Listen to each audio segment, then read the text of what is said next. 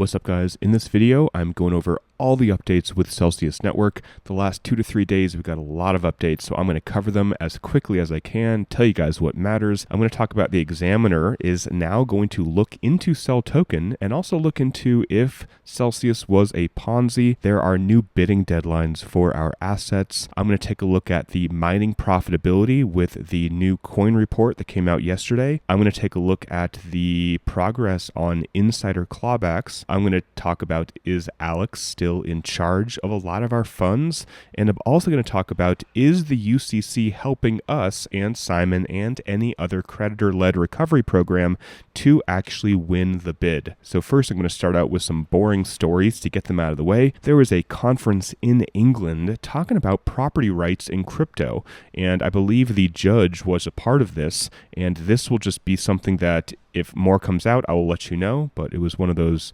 conferences that can really impact a lot of crypto cases in the future. The next thing I want to talk about here is the 2004 examinations are granted. That means that the examiner has more power to get interviews and get documents from anybody that she wants to get them from. So now going through some boring stories, basically there are people that are saying, hey, we need to keep some of these partners as part of the team. This is somebody saying, hey, we need to keep Perella Weinberg as the investment banker for the UCC. Here, the UCC is also giving no objection to the employment of Perella Weinberg. And here for Perella Weinberg, the judge grants the retention. So this is done. They are going to stay as the investment bankers for the UCC. Next, taking a look at M3 Advisory Partners. So the same thing, essentially here, there is no objection from White and Case of the UCC to keep them as their financial advisor. And now somebody from M3 Advisors is saying, hey, we should stay as counsel or part of the team. And here the judge officially grants M3's retention to stay on the team. Next, taking a look at Elementus, we have the UCC White and Case saying they want to keep them on their team, and here the judge grants Elementus to stay as the UCC's blockchain forensic team. So basically all of these people that are taking a lot of money, which I'll get to later in the video, is there a way to actually reduce the costs? They are fighting to keep their job because they are making a bunch of money. Like we saw how much Kirkland and Ellis made, I think like $3 million in 18 days. So yeah, it's kind of in their best interest to fight for this. So the next story, the SEC is wanting to extend the deadline for filing a non-dischargeability complaint. Now again, this is over my pay grade, but David Adler, the lawyer, said that this is rare that the SEC gets involved in Chapter 11 cases, and it could mean something very serious. So the next story, we have somebody, Ignat Tuganovs, sorry for his name, he wants to clarify and expand the scope of the examiner's investigation. So this will be held on November 1st. And what he wants the examiner to look into is right here as I scroll down. He wants them to specifically address whether the debtors engaged in a Ponzi scheme, and if so, when the scheme began. So he is a creditor, this guy, that holds an earn account with the debtors, and he submits this motion and responds to the examiner's work plan motion because the proposed work plan, the one that's already been approved, fails to specifically address one of the most central issues that bears investigating in these proceedings. Namely, he says, whether the debtor's business operations amounted to a Ponzi scheme, and if so, when it began. He gives some proof in the Vermont Declaration about a month ago. Celsius admitted at the 341 meeting that the company had never earned enough revenue to support the yields being paid to investors. And the yields to existing investors were probably being paid with the assets of new investors. Now, this was, I believe, the CFO, or Chris Ferraro, now the CEO, what he said at that 341 meeting. So he is giving reasons why the examiner needs to look into this. He says a Ponzi determination would likely have significant implications on many of the most important issues in these proceedings, including custody and withhold issues, asset sales by the debtors, and also appointing a preferred equity committee. So he said this is very important to get out whether or not they were acting as a Ponzi. So here now we have something very interesting. We have the UCC saying, hey, we don't want the examiner to expand her work plan. So basically the UCC does not want them to look into is Celsius a Ponzi? And moving forward, is CEL token something that was manipulated? They basically don't want them to look into it.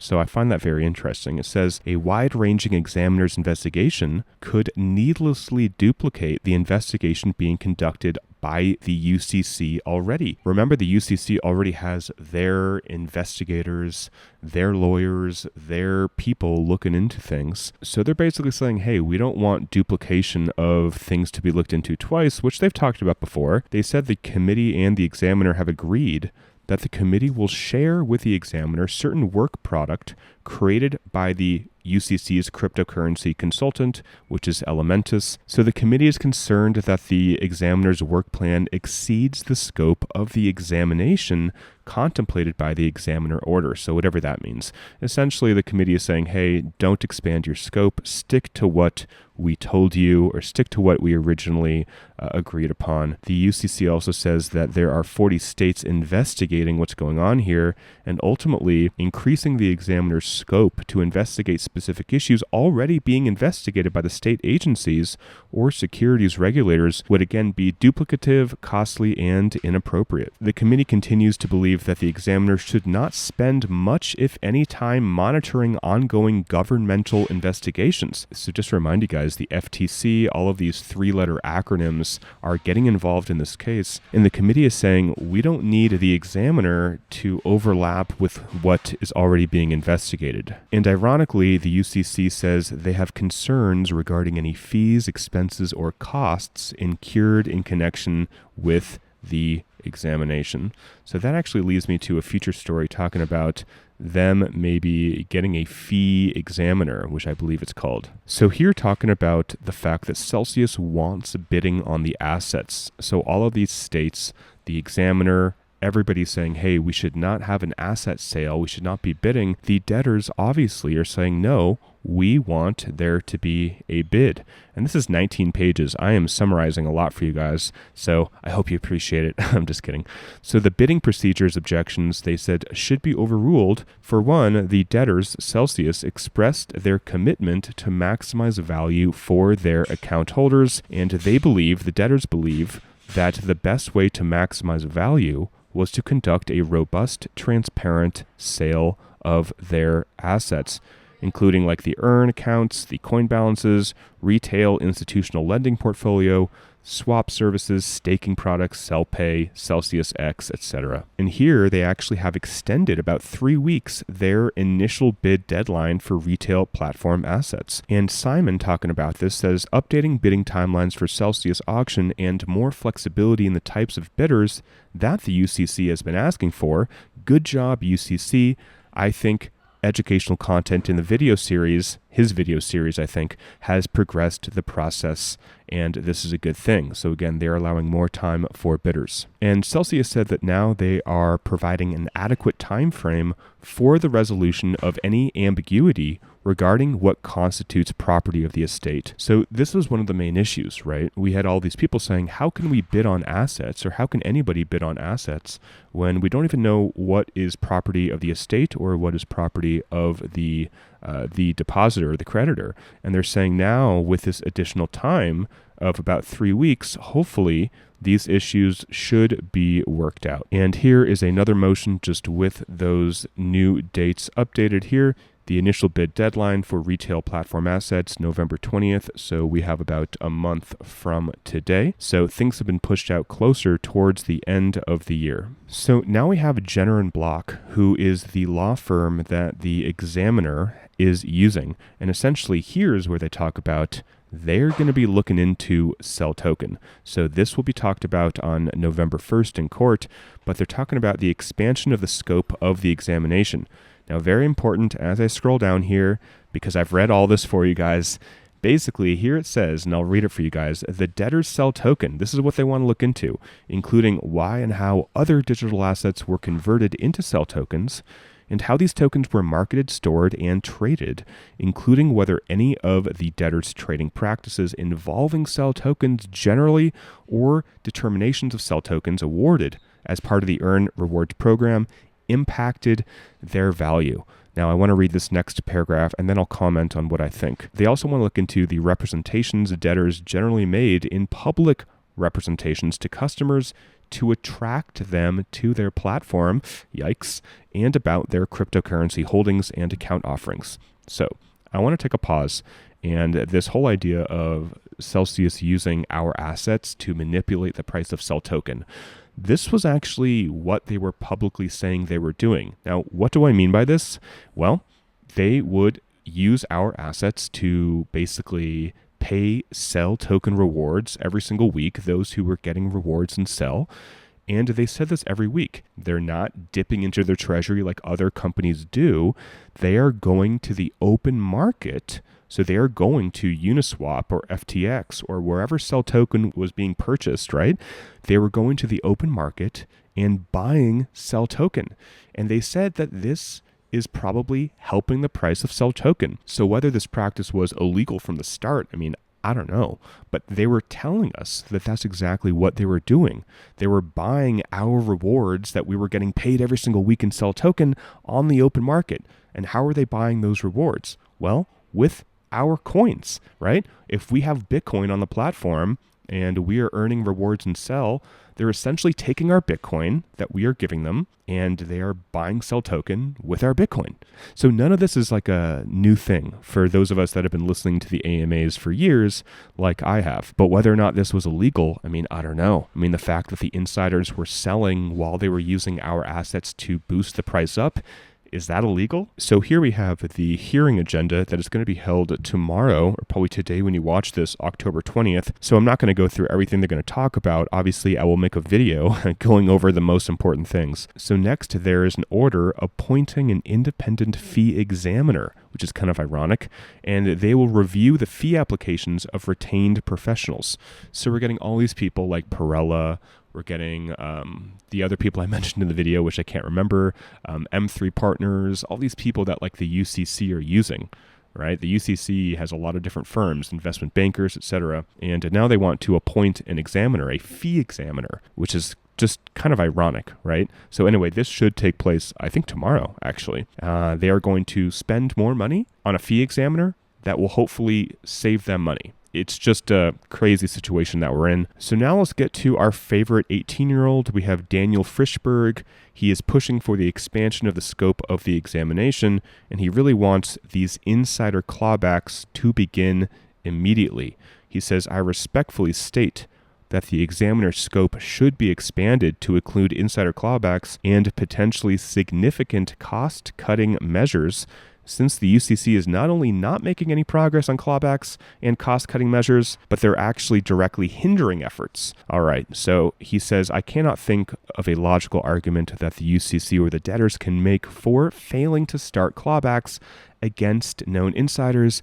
And then he says, I am in fact just a mere 18-year-old freshman in college that has not even begun pre-law. So this guy's a freaking baller. He has been on it all the time, and good for him. I support this, that known insider clawbacks should be looked at very, very closely, and why not start now? Here, Daniel's motion to compel insider clawbacks is actually going to be talked about, I believe, in court, which I gotta say, good job to this guy. I mean, this is an 18-year-old kid who's going to be an amazing future lawyer, and he is crushing it, and what he's saying is going to be heard in court. So I will be very interested to hear what they say about that. So the next motion coming in from Kirkland and Ellis, Celsius Network, saying that they can hold our digital assets properly and they can protect them during these Chapter 11 cases.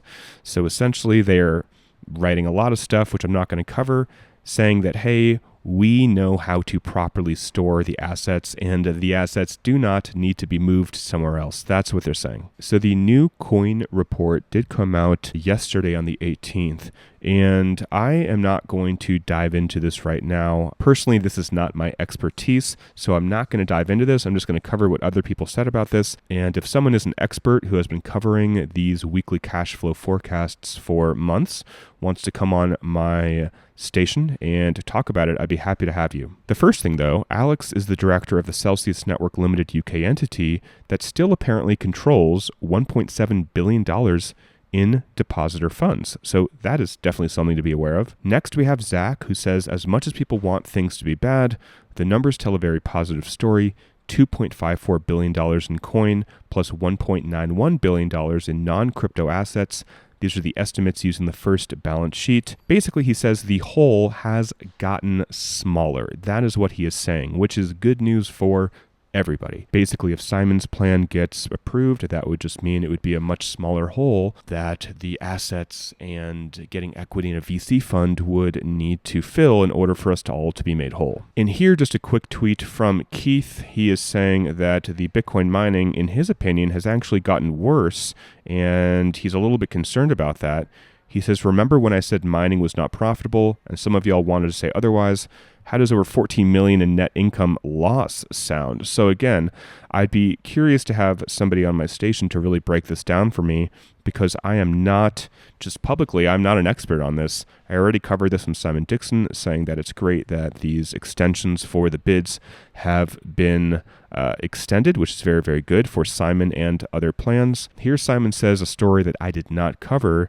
Basically, all of these states are looking to extend the deadline before Celsius Network has to file a non-dischargeability complaint. Again, David Adler was saying that this is very unprecedented to have the SEC involved in Chapter 11 cases. So here we are. A lot of states are jumping on the bandwagon. And this is very good news. So the UCC, they said last night, Celsius made revisions to the proposed marketing procedures order to make it clear that all bids, including giving equity to account holders, would be considered. So this is literally in line with what obviously Simon wants to do. So here it says again, may include equity. So I obviously tweeted this and I was like, this is very good news.